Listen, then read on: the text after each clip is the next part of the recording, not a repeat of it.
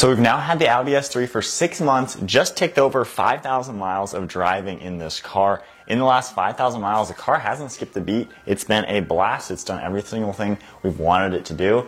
Now, as far as maintenance goes, I change the oil in my cars every 5,000 miles or once a year, whatever comes first. In this car, we've done 2 trips to Michigan, which account for about 3,000 of those 5,000 miles. So it's time for its first oil change. Now, as far as maintenance goes, something I don't like doing is starting up my car on a cold start and then not letting it drive. So with that said, we're just gonna push the GTR out of the garage because I don't wanna just start it up and let it idle for 20 seconds and then shut it off. So, with that said, the car should come out nicely. And we'll just hop inside of it. And that'll do it. So now we got to get the Audi moved into position.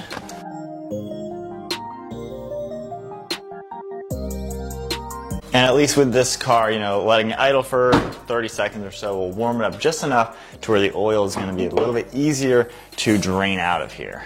So there should be a pretty straightforward oil change. Just pop off the engine cover. And we're actually going to extract the oil, which I've never done before, rather than draining it. So we're just going to take the filler cap off, set that aside, and then go ahead and pull the dipstick out as well.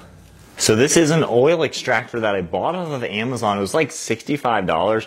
As you can see, I'll have this link down below. This should be a pretty good tool for the S3's oil change. It comes with this one larger hose that's connected right into the top of the vacuum.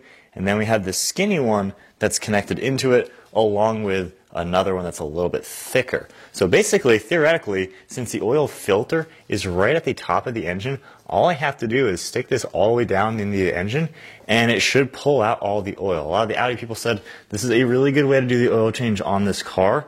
So with that said, this takes 6 quarts of oil. Being a turbo car, it's probably going to burn just a little bit of oil. So I would assume maybe 5.5 is going to come out. And this can hold about 5.5. So we're going to see how well this works. And then as far as the new oil that I got, this is what it takes, 5W40, and the Castrol Full Synthetic is the only brand I found that actually had this oil. I've never used Castrol oil before, and then this is the oil filter I went with, and it seems like a lot of people said this is the way to go for the Audi S3. So from here, I'm just going to extend the hose a little bit. We'll get it over the engine bay and in, and then connect this one side right here nicely. I should be able to just stick this all the way down into the engine somewhere. And I think I'm going to go through the dipstick. So I'm going to put this all the way down the dipstick as far as it can go. Which that seems like it's about it. And then after double checking all of that, we have this pressure release valve in here. I should be able to start pulling it. And we'll see. There we go. And as you can see, we're starting to get some oil coming out. And we're going to see how long it takes to actually get everything out of here.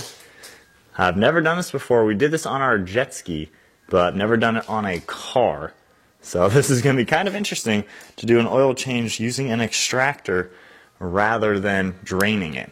Now with the S3, of course, there's a oil drain plug at the bottom of the engine. Now it is a plastic bolt, but at least I don't have to worry about crawling underneath the car or doing any of that stuff. Hopefully this thing just sucks it all nicely out.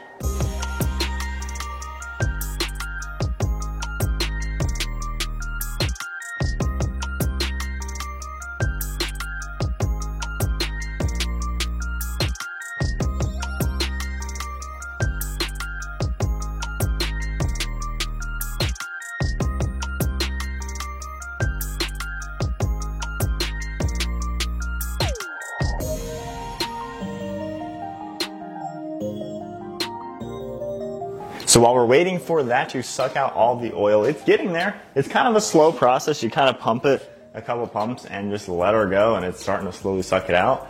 But while we're waiting for that to do that, the GTR, I got a small chip in the windshield when we went to the track. So what I'm using is just the normal chip filler you buy at the auto store.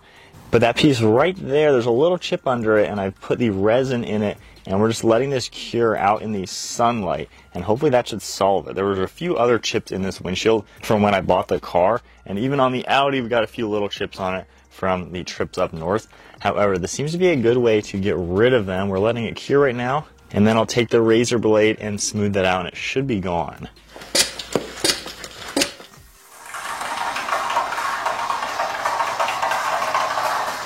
Alright, so it looks like we are getting to the end. There we go, finding an air pocket. But we are about maxed out on this one. We still got a little bit left. It should automatically pop out this one little piece if it gets too full. But I think we're back to sucking up some oil, trying to get it all out. Just give it a few more pumps. And you can slowly see it going through. Alright, so I think that is about it. I think we're full to the brim here. And if we just go ahead and pull this out now, we can let this drain using some gravity. And we'll get this all the way down. So with all that cleaned up, now I have it kind of setting out to where the hoses are able to drain. Now this takes 5.3 liters, which is 5.6 quarts.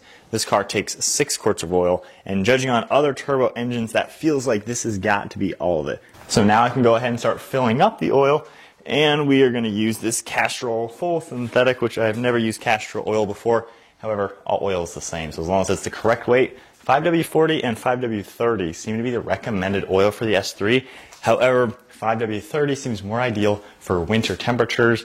As it is the beginning of the year, we only have a month or two left of winter temperatures, and it's going to be summer soon and then warm for the rest of the year, and then the RS3 should be here anyways. So we're going to go with 5W40, and I've never heard of MAN filters before, but Audi people seem to recommend them. Seems like a good replacement for this type of engine. And before we do that, I'm going to go ahead and peel off this piece with the razor blade, and that looks great. Hopefully you can tell, but the chip now it's just that little tiny dot you see rather than a chip, but that's actually nice and smooth. So now GTR's windshield is back to good. But that is how you fix a little tiny chip if you have little chips in your windshield. I did a few on the S3 as well.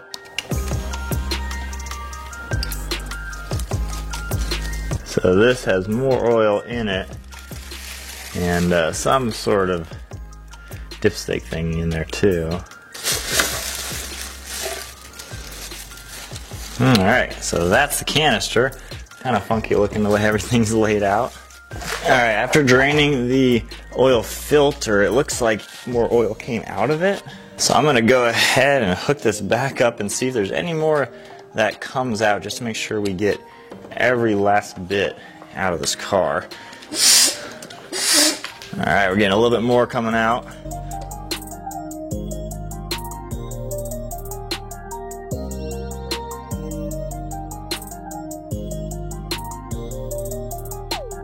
So with that finishing up, now we're getting to the very top of this canister. It's still got some oil in it, but we're starting to get some air bubbles, so we are definitely about there, and I'm pretty confident we have definitely got all the oil out of this. So pretty neat to do this without ever having to get onto jack stands to do the oil change. I've always done everything for the last 12 years or so. It'll be interesting when I do this on the GTR, because I still gotta get the oil filter underneath the engine. So it'll be interesting how applicable this will be to other cars with other designs. But at least for the S3, hopefully the RS3 is the same way. Oil filter on top definitely makes it really, really easy. So while that is finishing up, I'm going to take this canister. It's been dripping. It's kind of a good way to let it sit just like that to help drain it all out. But it's been sitting a little bit. We can clean it off. And then on the new filter, just like the old one, it's just kind of a paper filter. We do have a new rubber O-ring that we're going to put on. Alright, so with that one on, just going to take the oil filter. Don't think there's an up or a down, but we'll just slide this all the way in. And that is ready to go right into here. We'll just slide the plastic piece down the hole and wiggle it in. And you're just going to want to hand tighten this. You don't need to crank it down with those channel locks again or anything. So with that all sucked out, we can take the funnel and the oil.